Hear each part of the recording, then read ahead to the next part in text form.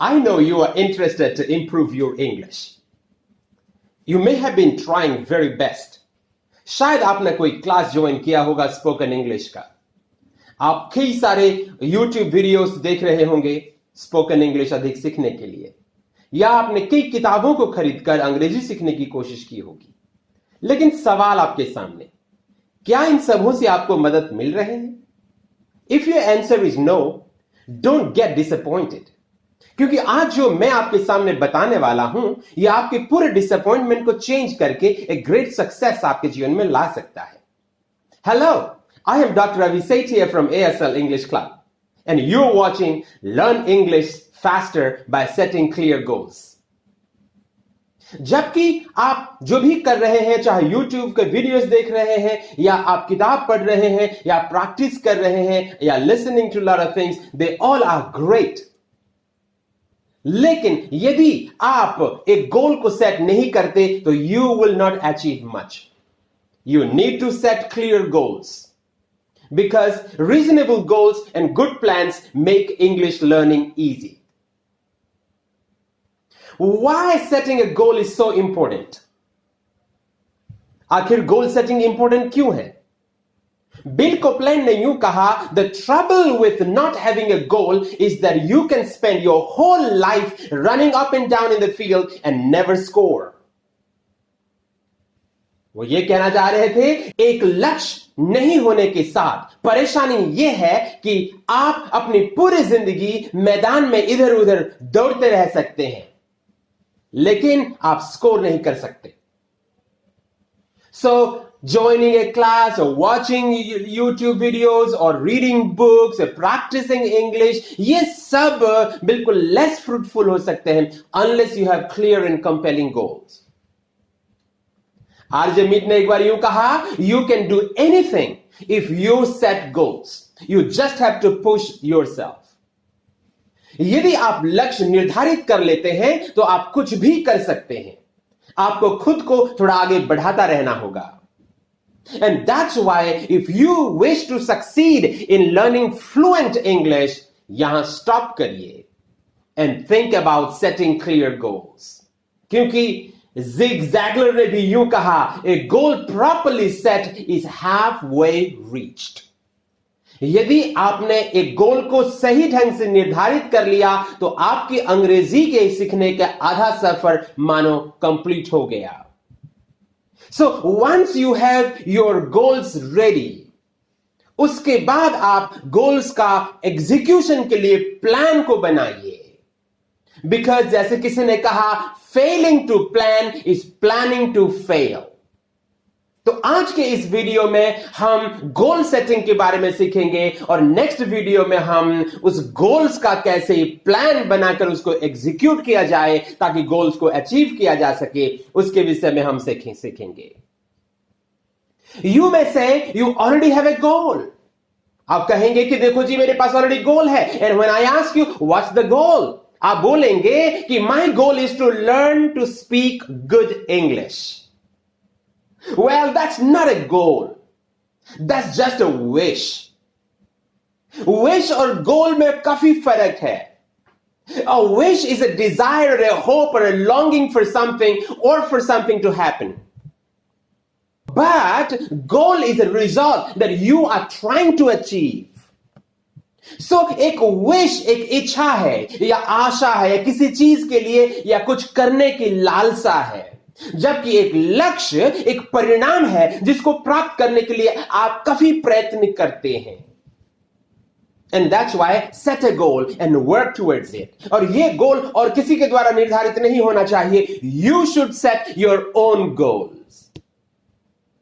तो चलिए हम इस गोल को सेट करने के बारे में कुछ इंफॉर्मेशन देखते हैं. A good goal is always smart.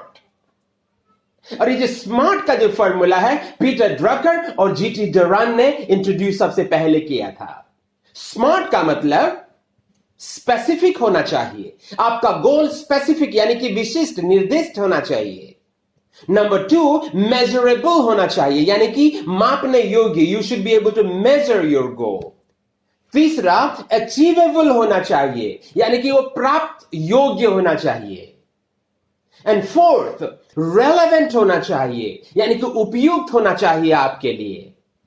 And then finally, time bound होना चाहिए, यानी कि समयबद्ध होना चाहिए, इतने टाइम में मुझे यह हासिल करना है। तो थोड़े गहराई से देख लेते हैं और लास्ट में वापस आएंगे और आपको गोल सेटिंग करने में आज मैं आपका मदद करूंगा। सबसे पहली बात, स्पेसिफिक हो आपका गोल। Why you want to do something is more important than what you want to do. इसीलिए यदि आप अंग्रेजी सीखना चाह रहे हैं, क्यों सीखना चाह रहे हैं, वो मोस्ट इंपॉर्टेंट है। शायद आप इंग्लिश इसीलिए सीख रहे हैं कि आप जिस नौकरी की तलाश में हो वो नौकरी आपको मिल जाए। शायद अंग्रेजी आप इसीलिए सीखना चाह रहे हैं so that you can pass an exam. शायद इंग्लिश आप इसीलिए इंप्रूव करना चाहते हैं so that you could communicate with your friends confidently. या शायद आप अंग्रेजी इसीलिए सीखना चाह रहे होंगे so that you can crack an interview. There are probably a lot of things you want to do. So make a list. जो कुछ भी आप चाह रहे हैं अंग्रेजी के साथ, उसका एक लिस्ट बना लीजिएगा और उस लिस्ट में आपके गोल स्पेसिफिक होना चाहिए। So try to get as detailed and as exact as possible. तो बहुत से लिस्ट बनाने के बाद उस सारे लिस्ट का वो एक एक करके डिटेल लिख लीजिएगा and that will give you motivation. क्योंकि यदि आपका क्यों सीखना चाह रहे हैं वो कंपेलिंग होगा, it will motivate you to push on. And as long as you have motivation, nothing can stop you from achieving your desire. So आप निर्दिष्ट बनाइए अपने लक्ष्य को।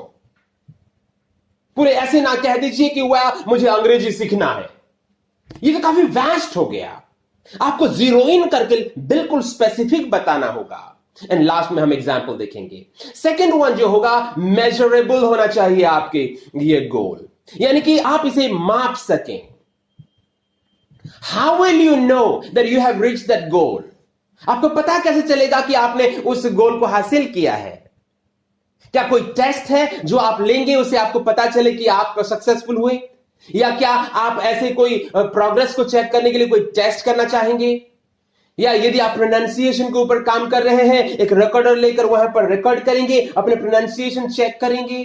या दिस डेज आजकल बहुत से ऐसे जो इंटरनेट बेस्ड टेस्ट अवेलेबल हैं, क्या आप उन टेस्ट का यूज करेंगे ताकि आपको पता चले कि जहां तक आपको पहुंचना था आपने उसे हासिल कर लिया? या आप किसी फ्रेंड को पूछेंगे कि वो आपके उस लैंग्वेज को इवैल्यूएट करें? इवैल्यूएशन के बारे में या मेजरमेंट के बारे में और एक सेपरेट वीडियो बनाकर मैं आपको बताऊंगा।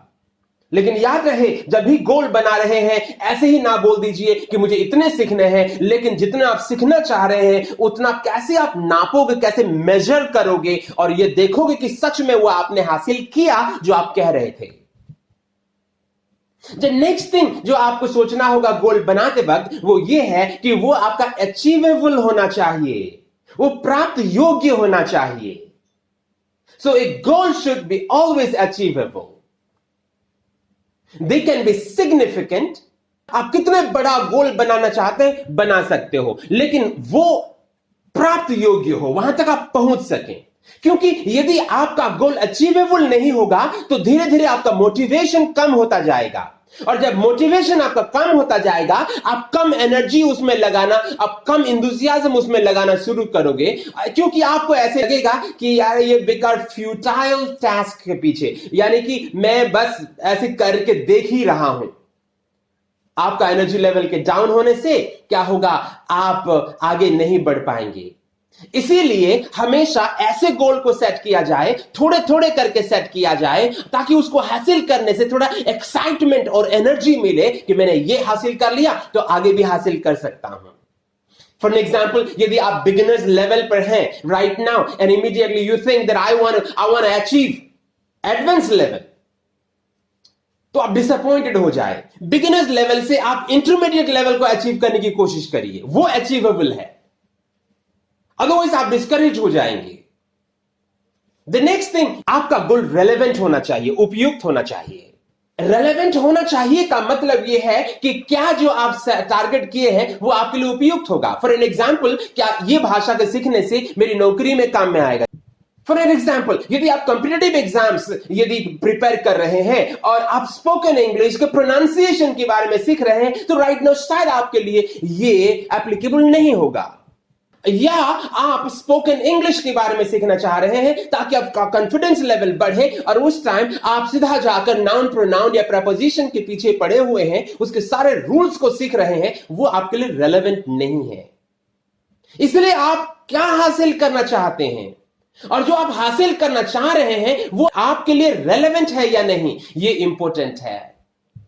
फॉर एन एग्जाम्पल, आप यदि ये कहें कि मुझे बिल्कुल ऐसे फर्राटेदार अंग्रेजी बोलना है जैसे अमेरिकन बोलते हैं, और आपके पास ऐसे कोई सुविधा नहीं है जहां पर आप अमेरिकन स्पीकर्स को सुन सको या उन्हें समझ सको, तो कंप्लीटली आप अमेरिकन से डिस्कनेक्टेड हैं और यहां आप कह रहे हैं कि आपको अमेरिकन इंग्लिश सीखना है, तो वो इंपॉसिबल होगा।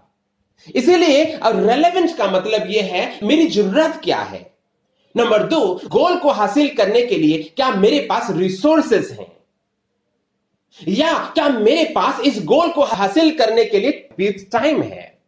फॉर एन एग्जाम्पल, यदि आपने कहा कि एक ऐसे गोल बना दिया जिसमें हर दिन आपको 3 घंटे देने होंगे इस गोल को हासिल करने के लिए, और पता चला आप हर दिन 30 मिनट्स भी नहीं दे पा रहे हैं, तो क्या वो गोल आपके लिए रेलेवेंट रहा? इसीलिए अपने जरूरत के अनुसार, अपने पास उपलब्ध संसाधनों के अनुसार, आपके समय के अनुसार वो गोल बनाइए जो आपके लिए रेलेवेंट हो। The last thing that you should understand in a goal is आपका गोल टाइम बाउंड होना चाहिए, समयबद्ध होना चाहिए। समयबद्ध होना चाहिए का मतलब क्या होता है? आप एक डेडलाइन सेट करिए या डेट या टाइम सेट कर लीजिए जब तक आप इस गोल को हासिल कर लेंगे। ये बहुत ही इंपॉर्टेंट है, because when you set a time bound goal, it creates the sense of urgency in you. It helps you to focus on the target. और जब आप एक गोल सेटिंग में टाइम को नहीं डालते हैं तो it reduces your motivation and urgency in you. बोलता है कि कल तो कर ही लेंगे। So not setting a deadline reduces the motivation and the urgency in you. So remember this SMART, SMART. Alright? तो ये SMART को आप कैसे यूज करेंगे उसके बारे में मैं आपको बता दूं। सबसे पहले स्पेसिफिक में, जैसे उदाहरण के लिए आप ये करेंगे, I want to clear my staff selection commission exam. आप मानो SSC एग्जाम क्लियर करना चाह रहे हो, तो वो आपका स्पेसिफिक टारगेट हुआ। मेजरेबल में आप क्या करेंगे? कैसे आपको पता चलेगा कि आपने अच्छी ढंग से तैयारी कर ली है? You might say, I will take 5 mock tests of previous question papers.